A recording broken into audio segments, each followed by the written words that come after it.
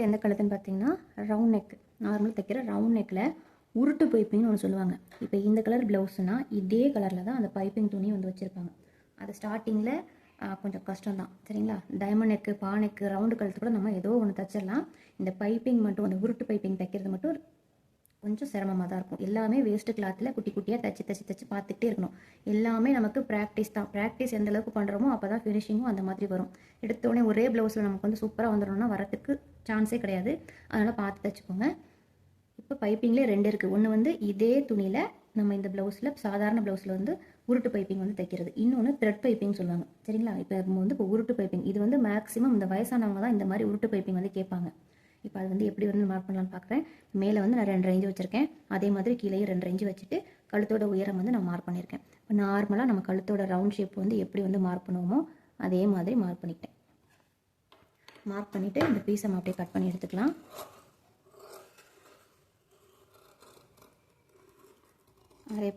கழுத்து வந்து அந்த ரவுண்ட் ஷேப் வந்து வர மாட்டேங்குது உங்களுக்கு. அதை மட்டும் கரெக்டாக வந்து சரி பண்ணி பார்த்துக்கோங்க. அந்த மார்க் பண்ணுறது வந்து கழுத்து வந்து சில பேருக்கு கரெக்டாக அந்த ரவுண்டு வந்து கரெக்டாக வர மாட்டேங்குது. ஒரு மாதிரி இப்படி கோடு மாதிரிலாம் போடுறீங்க, அதை வந்து கரெக்டாக வந்து சரி பண்ணிக்கோங்க. இப்போ கழுத்துக்கு வந்து நான் கட் பண்ணிட்டேன், இந்த பீஸை வந்து கட் பண்ணிட்டேன். இப்போ இதில் வந்து நம்ம கிராஸ் பீஸ் வந்து எடுக்கணும். இது வந்து ரவுண்டு கழுத்து அப்படிங்கும்போது என்ன பண்ணணும்னா கிராஸ் பீஸ் தான் நம்ம துணி வந்து எடுக்கணும்.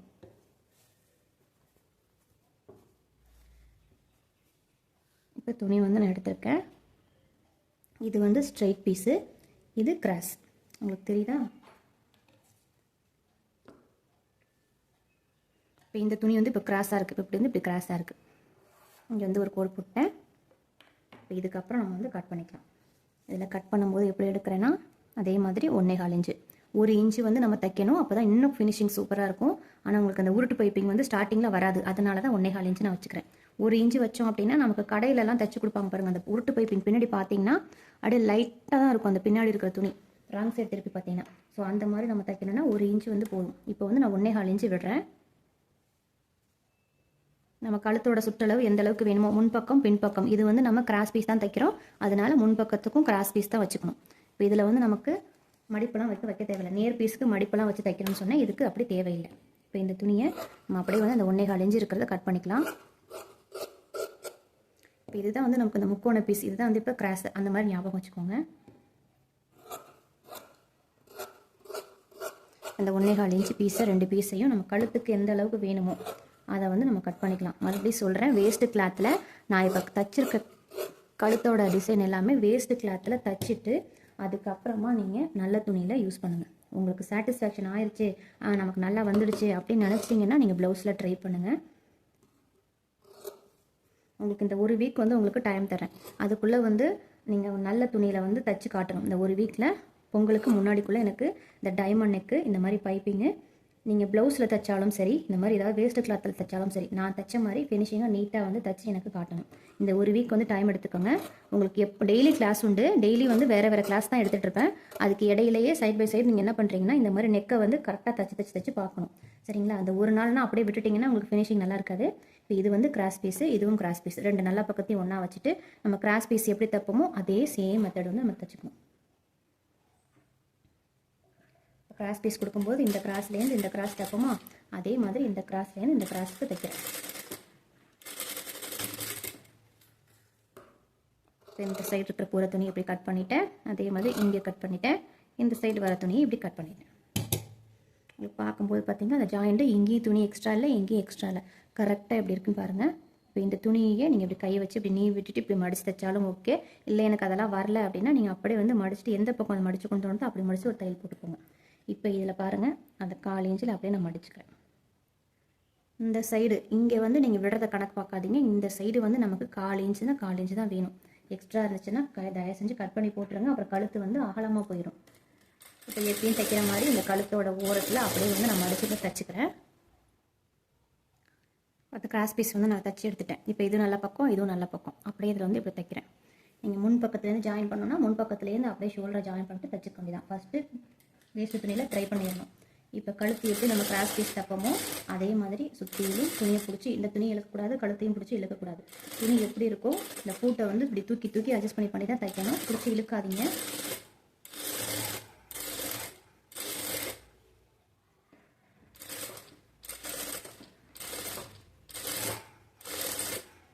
கழுத்தோட சுற்றளவு எந்த அளவுக்கு இருக்கோ அந்த அளவுக்கான இதை தச்சு வெளியே எடுத்துக்கணும்.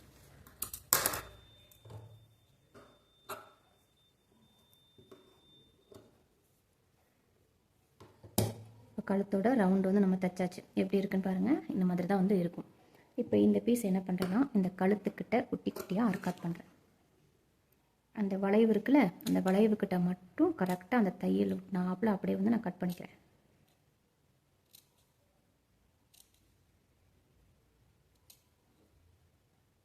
நம்ம கழுத்து எந்த பக்கம் கழுத்து ரவுண்டு கழுத்து வச்சாலும் சரி இந்த மாதிரி வந்து குட்டி குட்டியாக வந்து அர்க்காட் பண்ணிக்கணும். ஒரு 1/2 இன்ச் டிஸ்டன்ஸில் இந்த மாதிரி ஃபுல்லாக அந்த வளைவு ஃபுல்லாக வந்து அர்க்காட் பண்ணிக்கணும். இப்போ நம்ம ஹெம்மிங் பண்ணுறோன்னா என்ன பண்ணுவோம், இந்த ஓரத்தில் அப்படியே ஒரு தையல் போடுவோம். சரிங்களா? இந்த ஓரத்தில் தையல் போட்டு இதை அப்படியே வந்து உள்ளுக்குள்ளே தள்ளி விட்டு ஹெம்மிங் பண்ணிக்குவோம். இதில் நம்ம இந்த உருட்டு பைப்பிங்கில் என்ன பண்ணோன்னா இங்கே வந்து தையல் போடாமல் அர்க்காட் பண்ணிவிட்டு அடுத்த ஸ்டெப் என்னென்னா இந்த துணி இருக்குல்ல, இந்த துணியை இப்படி வச்சுக்கணும். இதையும் இப்படி ஒன்றா இப்படி வச்சுட்டு இந்த துணியை இப்படி வந்து இந்த சைடு விட்டுறக்கூடாது, இந்த பக்கமாக இப்படி விட்டுறக்கூடாது. இது ரெண்டையும் இப்படி கரெக்டாக எப்படி பிடிச்சிக்கணும். இப்படி பிடிச்சிட்டு இந்த துணியை கையை நான் எப்படி வச்சுருக்கேன்னு பாருங்கள். இதை அப்படியே வந்து இப்படி உள்ளுக்குள்ளே இப்படி மடிச்சுக்கணும். தெரியுதா உங்களுக்கு பைப்பிங் எப்படி இருக்குன்னு? இந்த பின்னாடி பார்த்தீங்கன்னா 1/4 இன்ச்சு தான் துணி இருக்கும். இப்போ மறுபடியும் சொல்கிறேன் பாருங்கள். இப்படி வந்து துணி இருக்குது, இந்த பிசுறு இருக்குது. இந்த பிசுருக்கு மேலே இந்த துணியை இப்படி ரெண்டையும் இப்படி ஒன்றா பிடிச்சிட்டேன். சரிங்களா? இப்படி ரெண்டையும் இப்படி ஒன்றா பிடிச்சிட்டு இந்த துணியை இப்படி மடிச்சிடக்கூடாது. இப்படி மடிச்சிட்டிங்கன்னா இப்படி போயிடும். இந்த துணியை இப்படி உள்ளுக்குள்ளே இப்படி வச்சுக்கணும். இப்படி ஒரு பெண்டு, அதாவது இந்த துணியை வந்து இப்படி மடித்தோம்னா இப்படி போயிடும். அதுக்கு பதில் என்ன பண்ணணும், இங்கே பார்த்துக்கோங்க, இந்த இடத்துல இப்படி வந்து வைக்கிறேன். அதாவது கொஞ்சம் வந்து துணி இப்படி வெளியே தெரிகிற மாதிரி இப்படி மடிச்சிருக்கேன். இப்போ இந்த மடிப்பு உங்களுக்கு தெரியுதா? இந்த துணியை இப்படி மடித்தா இப்படி போயிடும். அதை அப்படி மடிக்காமல் இங்கே துணி இப்படி இருக்குது, இந்த துணி இப்படி வச்சுட்டு இந்த பிசுரை இப்படி பிடிச்சிட்டு இப்படி இப்போ இந்த இருக்கிற துணியிலேயே பாதி இப்படி மடித்தா எப்படி இருக்கும். இப்போ இவ்வளோ தூரம் தான் இந்த கோடு வரைக்கும் துணி வச்சுக்கோங்களேன். இந்த துணியை இப்படி மடித்தோம்னா நமக்கு இந்த கேப் இருக்கும்ல, இந்த கேப்பை தான் நமக்கு இந்த உருட்டு பைப்பிங். இப்போ இந்த துணி இப்படி வச்சுட்டு இதை அப்படியே இப்படி மடிச்சுக்கணும். அதே மாதிரி இப்படி தெரியுதா? இப்போ பைப்பிங் வந்து உங்களுக்கு தெரிஞ்சிச்சா? இவ்வளோ தான். இதில் வந்து கஷ்டமே கிடையாது. இவ்வளோ தான். நம்ம துணியை வந்து இப்படி பிடிக்கிறதுல தான் இருக்குது. நீங்கள் நிறையா பிடிச்சிட்டிங்கன்னா இப்படி போயிடும். உள்ளே வந்து துணி இப்போ நிறையா நீங்கள் இப்படி பிடிச்சிட்டிங்கன்னா உள்ளே வந்து துணி இருக்காது. அதனால் கரெக்டாக வச்சுட்டு இதை அப்படியே ரெண்டையும் சென்டராக எப்படி மடிச்சுக்கணும். இப்படி மடிச்சுக்கணும்.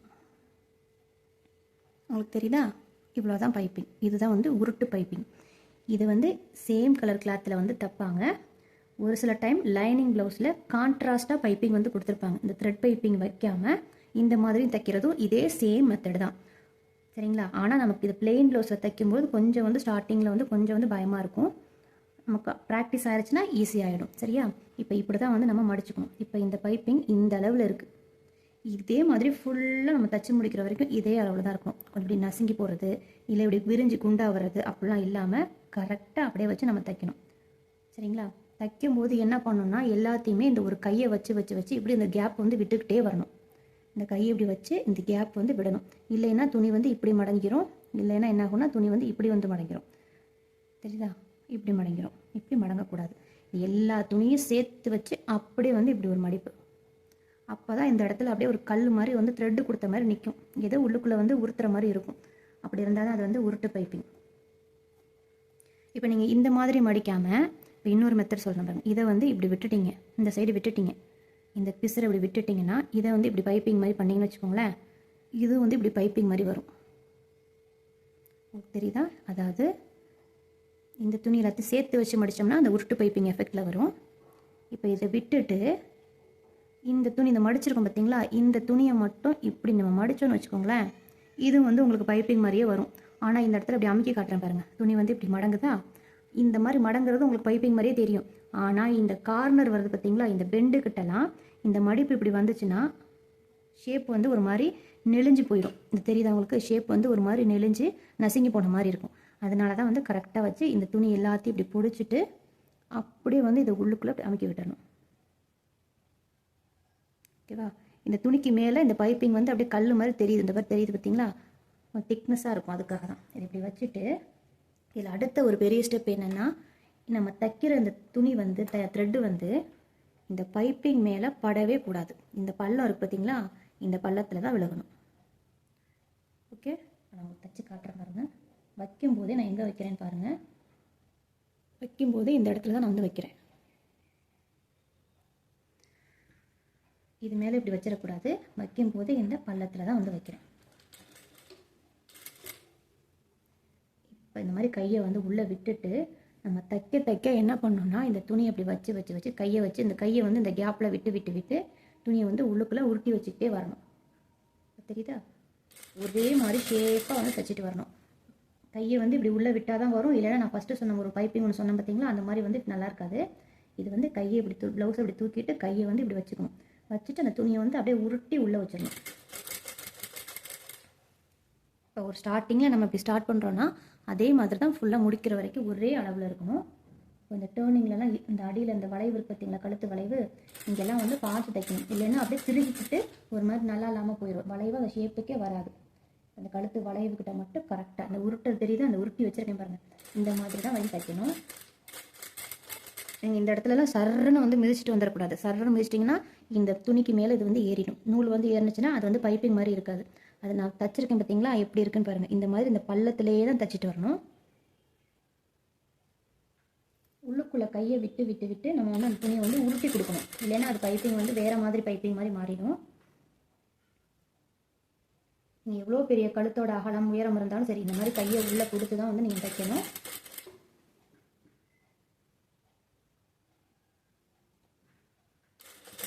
இந்த மாதிரி கழுத்து டேர்னிங் தைக்கும்போது மெதுவாகவே தைங்க. மற்ற கழுத்து தைக்கிற மாதிரி சருன்னு மிதிக்காமல் பொறுமையாகவே நம்ம தைச்சிட்டு வரணும். இல்லைன்னா அது ஃபூட் வந்து அது மேலே ஏறிடுச்சுன்னா நல்லா இருக்காது.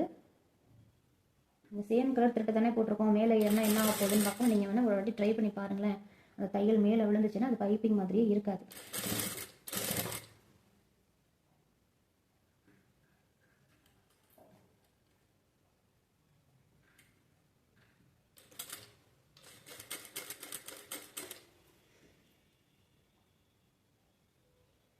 முடிக்கிற வரைக்கும் அதே மாதிரி தைக்கணும். இந்த முடிக்கிற இடத்துல அந்த பைப்பிங் மேலே ஏற்றி காட்டுறேன் பாருங்கள் எப்படி இருக்குன்னு. எனக்கு தைச்சிட்டு வரேன். டக்குன்னு இந்த பைப்பிங் மேலே எப்படி ஏறிடுச்சு. இப்போ எப்படி இருக்குன்னு காட்டுறேன் பாருங்கள். இப்போ உங்களுக்கு பார்க்குறதுக்கு எவ்வளோ அழகாக இருக்குன்னு பாருங்கள். இந்த மாதிரி தான் வந்து நம்ம கழுத்து வந்து தைக்கணும். சரியா? ஒரே அளவாக ஈவனாக வந்திருக்கு. இந்த சைட்லாம் பாருங்கள் எவ்வளோ அழகாக இருக்குது அப்படின்ட்டு. உங்களுக்கு தெரியுதா? இந்த பள்ளத்தில் அப்படியே வந்து தைச்சிருக்கேன். தெரியுதா? இந்த நூல், இந்த பைப்பிங் மேலே இந்த நூல் வந்து ஏறவே கூடாது. இந்த துணியை விட ஒரு நூல் அளவுக்கு இந்த துணியில் வேணால் தையல் நகர்ந்து வரலாம். ஆனால் இந்த நூல் வந்து இந்த துணிக்கு மேலே நம்ம பைப்பிங் கொடுத்துக்கிறதுக்கு மேலே வரவே கூடாது. இப்போ இந்த இடத்துல நான் அப்படி ஏற்றி காட்டியிருக்கேன் பாருங்கள். இப்போ இந்த சேம் கலர் திட்டுனா உங்களுக்கு தெரியாது, ஆனால் பைப்பிங் மாதிரியே தெரியாது. இங்கே இருக்கிற இந்த உருட்டி நிற்கிறதுக்கும் இங்கே வந்து இப்படி ஃப்ளாட்டாக மாறி இருக்கும். ஸோ இந்த மாதிரி தான் மேலே ஏற்றி தைக்கக்கூடாதுன்னு சொல்கிறேன். இந்த மாதிரி தைச்சிங்கன்னா இப்படி போயிடும், அதாவது ஃப்ளாட் ஆகிடும். இதே சேம் கலர் திட்டு போட்டிங்கன்னா உங்களுக்கு டிஃப்ரெண்ட் தெரியாது, ஆனால் இந்த இடத்துல பைப்பிங் மாதிரியே தெரியாது. இப்போ இதெல்லாம் உங்களுக்கு தெரியுதா? நல்லா உருட்டி பைப்பிங் மாதிரி வந்திருக்குன்னு பாருங்கள். உங்களுக்கு தெரியுதா? அந்த இடத்துல உள்ளுக்குள்ளே வந்து நமக்கு வந்து ஒரு த்ரெட் இருக்கிற மாதிரி, ஏதோ ஒரு நூல் இருக்கிற மாதிரி இருக்கு பாருங்க. ஸோ இந்த மாதிரி தான் நம்ம கழுத்து வந்து தைக்கணும். இதுதான் வந்து நமக்கு இந்த வயசானவங்க ப்ளவுஸ்லேயே ஆகட்டும், இல்லை இந்த மாதிரி கான்ட்ராஸ்ட்டாக நம்ம வந்து துணி கொடுத்து தைக்கிறதாகட்டும், எதுவாக இருந்தாலும் சரி இந்த மாதிரி தான் நம்ம வந்து தைக்கணும். இப்போ இந்த கழுத்து உங்களுக்கு வந்து ஈஸியாக சொல்லி கொடுத்துருக்கேன். இதே மாதிரி நீங்களும் தைச்சிட்டு எனக்கு ஃபோட்டோ எடுத்து அனுப்புங்க. ஸ்டார்டிங்கில் இந்த மாதிரி ஏறத்தான் செய்யும். நீங்கள் தான் கேர்ஃபுல்லாக தைச்சி பார்க்கணும். இப்போ நான் எப்படி சின்ன பீஸில் உங்களுக்கு தைச்சி காட்டுறேனோ அதே மாதிரி நீங்களும் தைக்கணும்.